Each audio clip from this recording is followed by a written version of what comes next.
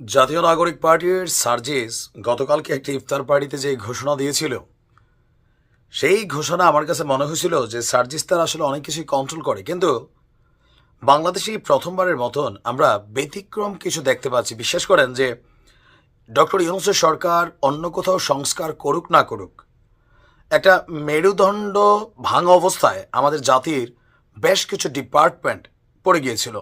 এর মাঝখানে হচ্ছে নির্বাচন কমিশন। এ যাবৎকালীন অন্তর্বর্তীকালীন সরকারের সময়টা ছাড়া আমরা এই কী বলে যে নির্বাচন কমিশনগুলোকে খুব বেশি পারফর্ম করতে দেখি না।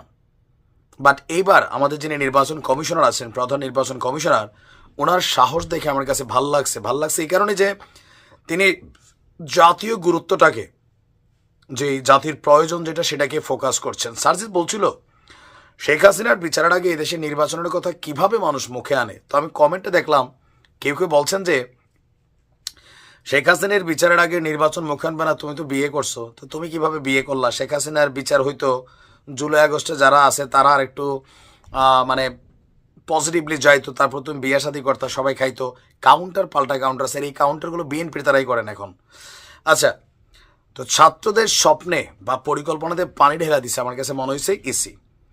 নির্বাচন কমিশন আগামী ডিসেম্বরের মধ্যেই জাতীয় নির্বাচন করার যে সময়সীমা, এটাকে অতিক্রম করতে চায় না বলে জানিয়েছেন প্রধান নির্বাচন কমিশনার এম নাসির উদ্দিন।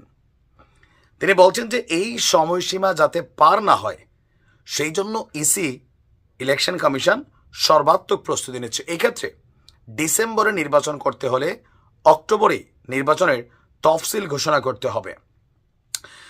আর এই তথ্যগুলো তিনি কার কাছে বলছেন? গতকালকে রাজধানীর আগারগাঁওয়ে নির্বাচন কমিশন ভবনে British high commissioner Sarah Cook, তার সাথে একটা বৈঠক ছিল আমাদের এই প্রধান নির্বাচন কমিশনের। এরপর তিনি আপনার এই তথ্যগুলো গণমাধ্যমকে দিয়েছেন। বৈঠকে আলোচনার বিষয় ছিল জাতীয় নির্বাচনের প্রস্তুতি সম্পর্কে পশ্চিমা রাষ্ট্রগুলো জানতে চেয়েছে, পাশাপাশি গণতন্ত্রের পথে উত্তরণে, মানে আমাদের যে সিচুয়েশন আছে সেখান থেকে ইসিকে সহায়তা করতে চায় পশ্চিমা রাষ্ট্রগুলো। পর্যবেক্ষক, ভোটার তালিকা, দল নিবন্ধন, কেনাকাটার বিষয়ে ব্রিটিশ হাই কমিশনারকে তথ্য দিয়েছে। তার বক্তব্য, তারা আমাদের নির্বাচনের প্রস্তুতি সম্পর্কে জানতে চেয়েছে, আর আমরা জানিয়েছি যে আমরা পর্যবেক্ষক নীতি পুনর্বিবেচনা করছি, নিয়োগ প্রক্রিয়া সম্পন্ন করব, আর যেহেতু একটা সময়সীমা আছে খুব সম্ভবত ডিসেম্বর, সেটা মাথায় নিয়ে আমরা প্রস্তুতি নিচ্ছি। ডিসেম্বরে নির্বাচন, তাই অক্টোবরে তফসিল ঘোষণা করতে হবে। সময়সীমা যেন আমরা অতিক্রম না করি সেভাবেই প্রস্তুতি নেওয়া হচ্ছে। আর তার বক্তব্য যে প্রবাসীরা আমরা যারা আছি, আগামী জাতীয় নির্বাচনে প্রক্সি ভোট দেওয়ার সুযোগ পাচ্ছেন প্রবাসী বাংলাদেশিরা। এতে জাতীয় নির্বাচনের সময় যারা প্রবাসে থাকবেন তাদের পক্ষ থেকে অন্য কেউ ভোটাধিকার প্রয়োগ করতে পারবেন। আর এই ঘোষণাটা একটা পজিটিভ নেগেটিভ দুইটাই আছে। যেমন এই দেশে এমনি জাল ভোট পড়ে, এখন একজন প্রবাসীর ভোট, ধরেন আমার ভোটটা আমার স্ত্রী দিল, অথবা বাবা দিল, অথবা ভাই দিল, এটার আইডেন্টিফাই কিভাবে করবে? এটা কিন্তু একটা হিউজ জটিল প্রক্রিয়া। তবে প্রক্রিয়াটা বেটার আমার মনে হয়, যেটা আরও সহজতর করা যেতে পারে, যেন আমরা প্রবাস থেকে কোনো অ্যাপসের মাধ্যমে সরাসরি আমার ভোটটা আমি দিতে পারি।